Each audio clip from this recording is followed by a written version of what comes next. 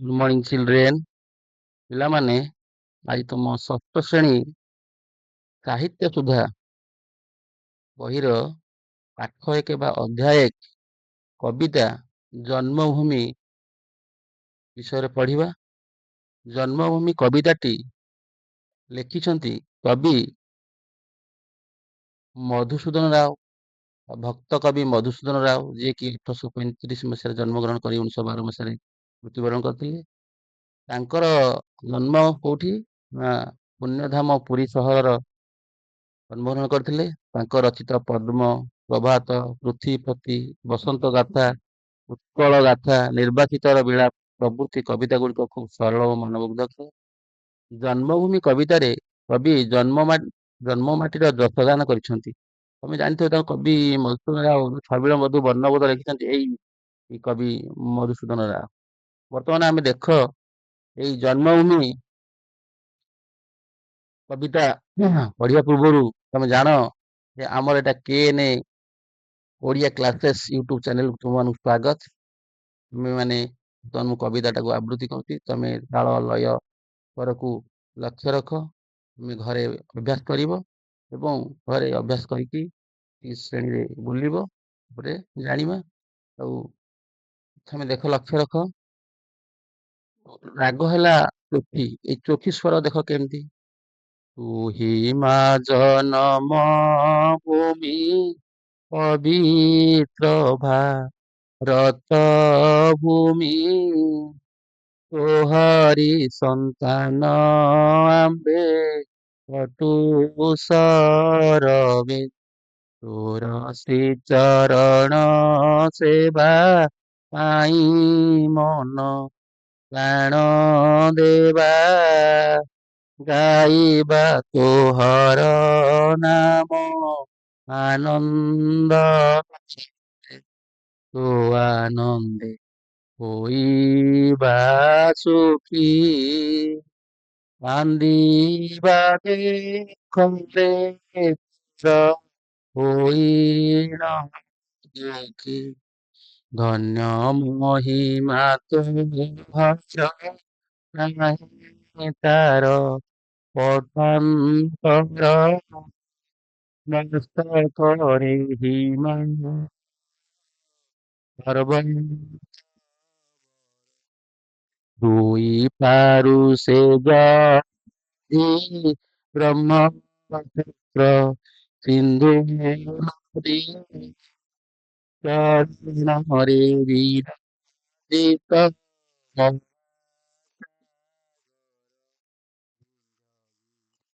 ବର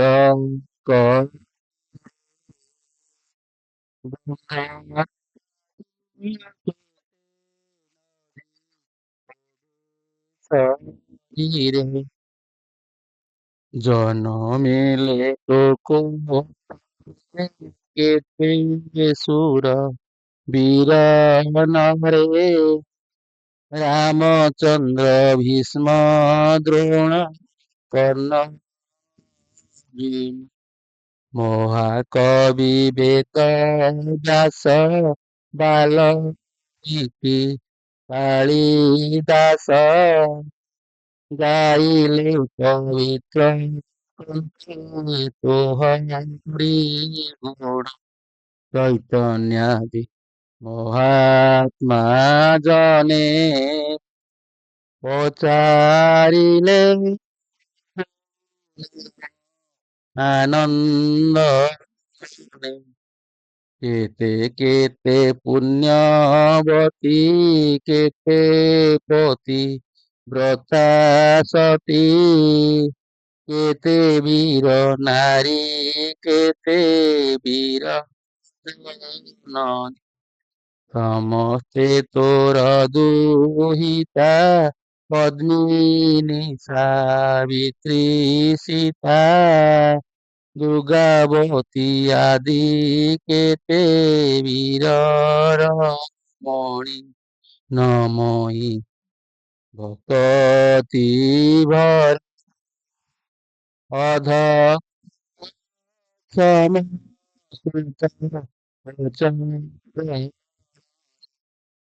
ହଉ ପିଲାମାନେ, ତମେ କବିତାଟାକୁ ଭଲ ଭାବରେ ପଢିବ, ଭଲ ସ୍ୱର ତାଳ ଦେଇକି ଅଭ୍ୟାସ କରି ଆସିବ, ଶ୍ରେଣୀରେ ବୋଲିବ। ତମେ ପ୍ରଥମେ ୟାର ବର୍ତ୍ତମାନ ବୁଝିବା। ମୁଁ ଆବୃତ୍ତି ଭିତରେ ବୁଝିବା ଭିତରେ ତମକୁ କଠିନ ଶବ୍ଦ ଗୁଡିକ କହିଦେବି, ଯେହେତୁ ତମେ ଜାଣିପାରିବ। ଏଇଠି କବି ଭକ୍ତ କବି ମଧୁସୂଦନ ରାୟ ଜନ୍ମଭୂମି ବା ଭାରତ ମାତା ବିଷୟରେ କବିତାଟିକୁ ଲେଖିଛନ୍ତି। କଣ ଲେଖାଯାଇଛି? ତୁହି ମା ଜନମ ଭୂମି ପବିତ୍ର ଭାରତ ଭୂମି, ତୋହରି ସନ୍ତାନ ଆମେ ଅଟଳ।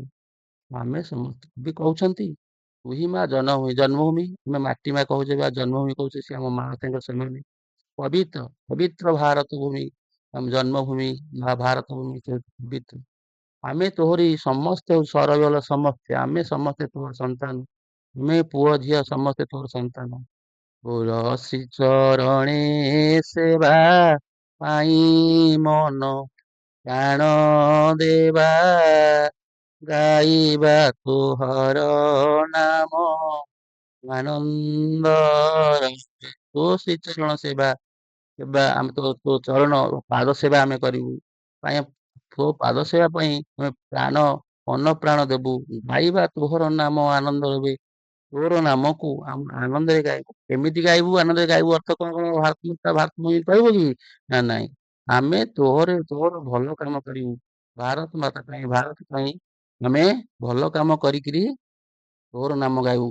ତମ ଭଲ କାମ କଲେ ତୋର ନାମ ପ୍ରଚାର ହେବ। ଆମେ ଉଚ୍ଚସ୍ୱରରେ ତୋରି ନାମ ଗାଇବୁ, ତୋର ନାମ କୀର୍ତ୍ତନ କରିବୁ। ତୋ ଆନନ୍ଦେ ହୋଇବା ସୁଖୀ, ତୋ ଆନନ୍ଦରେ ଆମେ ସୁଖୀ ହବୁ। ତୋର ଯୋଉଥିରେ ଆନନ୍ଦ ହବ କଣ ପାଇଁ? ଶିକ୍ଷା, ସଂସ୍କୃତି, ବିଭିନ୍ନ ପ୍ରକାର କ୍ଷେତ୍ରରେ ଆମେ ତୋର ଭଲ କାମ କରି ଭାରତ ମାତାର ନାଁ ଏକ ରଖିବୁ। ଭାରତ ମାତାର ଯେମିତି ନାଁ ରହିବ, ଏଇଟା ହବ ତୋର ଆନନ୍ଦ। ତୁ ଆନନ୍ଦ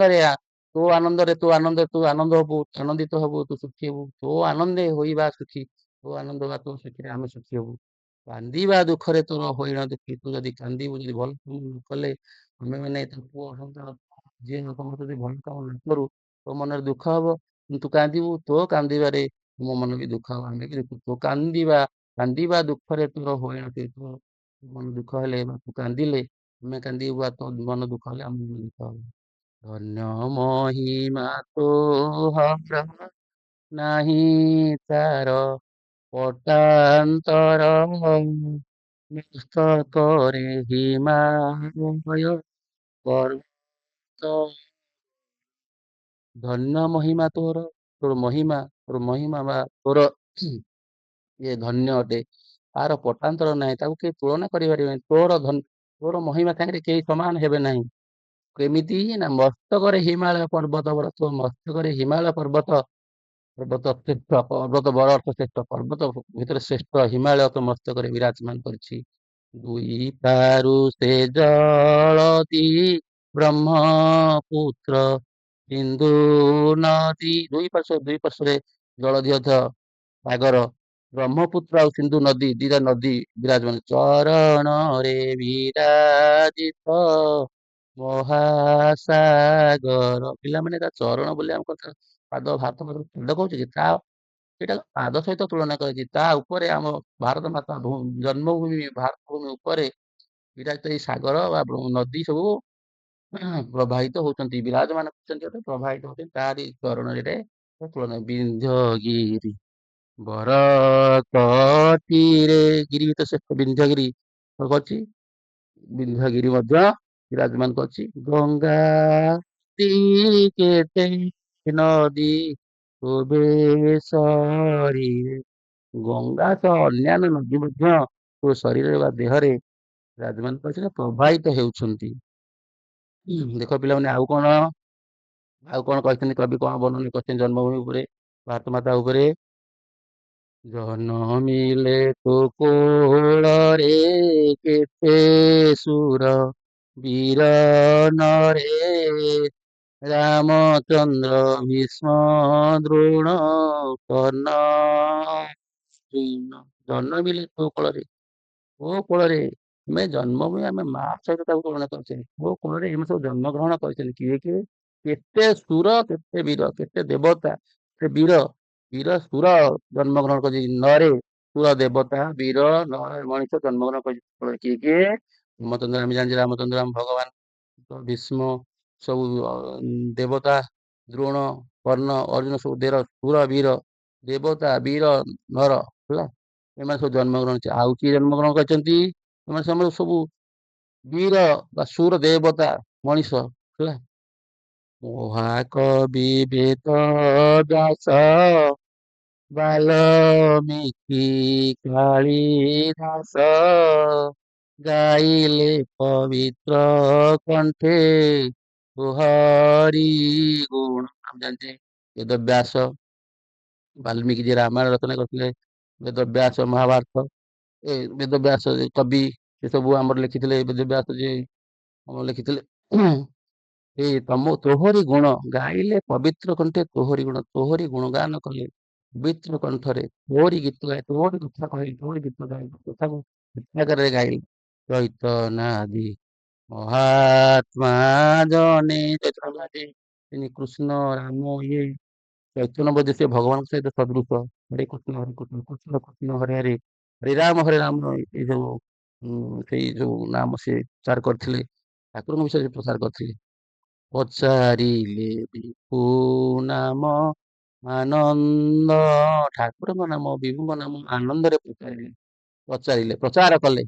କେତେ କେତେ ପୁଣ୍ୟବତୀ, କେତେ ପତି ବ୍ରତା ସତୀ, କେତେ ବୀର ନାରୀ, କେତେ ବୀର ଜନନୀ। ଖାଲି ସେଇ ଯେ ଆମର କବି ଆଉ ସୁରବୀର ଜନ୍ମଗ୍ରହଣ, ତା ସାଙ୍ଗରେ ମଧ୍ୟ କେତେ ପୁଣ୍ୟବତୀ ନାରୀ, ଆମେ ଯୋଉ କହୁଛୁ ପୁଣ୍ୟବତୀ, ପୁଣ୍ୟ କରନ୍ତି, ଧର୍ମ କରନ୍ତି। ପତିବ୍ରତା ସତୀ, ପତିବ୍ରତା ଅର୍ଥ ପତିର ସେବା କରନ୍ତି, ପତିବ୍ରତ ବ୍ରତ ହେଲା, ଆଉ ଏଇ ଉପାସନା ହେଲା ତାଙ୍କର ବ୍ରତ ହେଲା ପତି, ଆମ ପତିର ସ୍ୱାମୀ, ସ୍ୱାମୀ ସେବା ବା ସ୍ୱାମୀ ପତି। କେତେ ବୀର ନାରୀ, କେତେ ବୀର ଜନନୀ, କେତେ ସବୁ ବୀର ନାରୀ ସବୁ କହନ୍ତି, ବୀର ଜନନୀ। ସମସ୍ତେ ତୋର ଦୁହିତା, ପଦ୍ମିନୀ ସାବିତ୍ରୀ ଦୁର୍ଗାବତୀ ଆଦି କେତେ ବୀରର ମମି। ଆଉ କିଏ? ସମସ୍ତେ ତୋର ଦୁହିତା, ତୋର ତ ଝିଅ ଦୁଇ, ଆମେ କହନେ ଦୁହିତା, ଦୁଇ କୂଳକୁ ହିତା, ଦୁଇ କୂଳକୁ ପିତା, ସେ ଦୁହିତା ଝିଅ। କିଏ କିଏ ସେ ଝିଅ କିଏ? ବୀର ନାରୀ କିଏ କିଏ? ବୀର ରମଣୀ, ପଦ୍ମିନୀ, ସାବିତ୍ରୀ, ତମେ ଆମେ ଜାଣିଛେ ସତ୍ୟବାନ ସାବିତ୍ରୀ, ସୀତା, ରାମ ସୀତା ଯୋଉ ସୀତା, ଏ ଦୁର୍ଗାବତୀ, ଏମିତି ବହେ ବୀର ରମଣୀ ତୋ କୋଳରେ ଜନ୍ମଗ୍ରହଣ କରିଥିଲେ। ନମ ମା ଭକତି ଭରି ଅଧମ କ୍ଷମ ସୁତ ଉଚାର, ଭକ୍ତି ସହକାରେ ପଦ ତଳେ ଆମେ ପ୍ରଣାମ କରୁଛୁ, ପ୍ରଣଉଛୁ, ନଉଛୁ ବା ପ୍ରଣାମ କରୁଛୁ। ଅଧମ ଅକ୍ଷମ ସୁତ ତୋ ଚରଣେ, ଆମେ ଅଧମ, ଆମେ ଅକ୍ଷମ, ଆମେ ଏଇ ତୋ ଅଧମ ଅକ୍ଷମ ତୋ ଚରଣେ ବନ୍ଦନା କରୁଛି, ତୋ ପ୍ରଣାମ କରୁଛି, ତୋ ପାଦ ବନ୍ଦନା ଆମେ କରୁଛୁ, ତୋରି ଗୁଣ ଆମେ ଗାଉଛୁ। ପିଲାମାନେ ଏଇ ଚିତ୍ର ମାଧ୍ୟମରେ ଦେଖ, ପିଲା ସବୁ ପିଲାଙ୍କ କେମିତି ଚିତ୍ର ଦେଇଛି, ପିଲାମାନେ କେମିତି ଭାରତ ମାତାର ଆମେ ଯୋଉ ସ୍ୱାଧୀନତା ଦିବସ ପାଳନ କରୁଛେ, ସାଧାରଣତନ୍ତ୍ର ଦିବସ ପାଳନ କରୁଛେ, ଏଇ ସବୁ ବିଷୟରେ ଆମେ ଦେଖୁଛେ, ଜାଣିଲେ ଭାରତ ମାତା ଦେଖ, ଆମ ଭାରତର ମାନଚିତ୍ରର ଚିହ୍ନ ଇଆଡେ ସବୁ ବିଭିନ୍ନ ଶୋଭା ଦେଖାଯାଉଛି। ଆମେ ଆମେ ତମେ ଜାଣିଲ, ପଦ୍ୟଟାକୁ ଆବୃତ୍ତି ଶିଖିଲ ଏବଂ ଅର୍ଥ ବି ବୁଝିଲ। ଏଇ ରାଗ ତୁଚିରେ, ତୁଚି ସ୍ୱରରେ, ରାଗରେ ଅଭ୍ୟାସ କରିବ। ତୁମକୁ ନିଶ୍ଚିତ ଭାବେ ଏଇ କବିତାଟିକୁ ଭଲ ଲାଗିଥିବ। ଯଦି ଭଲ ଲାଗିଛି ତମେ ଟିକେ ଲାଇକ୍ କରିବ, ସେୟାର କରିବ ଏବଂ ସବସ୍କ୍ରାଇବ କରିବ। ତା ସାଙ୍ଗେ ସାଙ୍ଗେ ତୁମର ସାଙ୍ଗସାଥୀ, ରିଲେଟିଭସ୍ ହେଲା, ବନ୍ଧୁବାନ୍ଧବ ସମସ୍ତ ସାଙ୍ଗେ ସେୟାର କରିବ। ଏତିକି କହି ବନ୍ଦ ହଉଛି। ଥ୍ୟାଙ୍କ ୟୁ, ଧନ୍ୟବାଦ।